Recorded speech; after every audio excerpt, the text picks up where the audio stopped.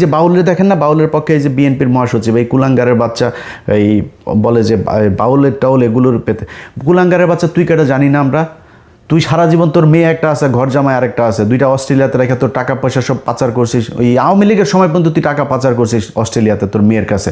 তোর মেয়ে এখন দেশে এসে রাজনীতি করে। এতদিন কই ছিলি? বাংলাদেশে মানুষ জীবন দেয়, তুই অস্ট্রেলিয়াতে বসে, তারপর তোর অবদানটা কি আমারে বল? হাসিনার বিরুদ্ধে অবদানটা কি তোর? ও মেয়েরে দেখছে নাকি ওর ভাইরে দেখছে? ওবায়দুল কাদের আর ওই যে মির্জা ফখরুল আর ভাই আরেকটা আছে ফয়সাল, এই দুইটার চাঁদাবাজিতে ওই এলাকার মানুষ এখন ঘরে থাকা দায়। ও কয়েকদিন 2 দিন আগে লিখছে যে ওর নাকি বাড়িঘর কমেছে রাজনীতি করতে গিয়ে। তোর বাড়িঘর কমে? তোর বাড়িঘর তো সব অস্ট্রেলিয়ার থেকে শালা।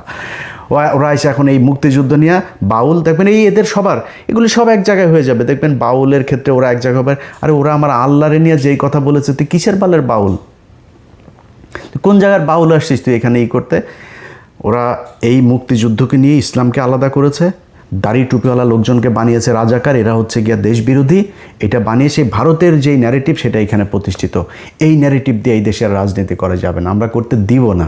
যতই চেষ্টা করেন চালায় যান, দেখেন কাদের পক্ষে লোক যায়। ঢাকা বিশ্ববিদ্যালয় দেখেছেন না, রাজাকারকে বাঁচিয়ে করে ওপেনে বলেছি পাকিস্তানের ক্যান্ডিডেট রাজাকার, ও জিতেছে। তো ওই সামনের নির্বাচনেও বেশি খেলা করতে আসবে না কোনো দল, আশা করি।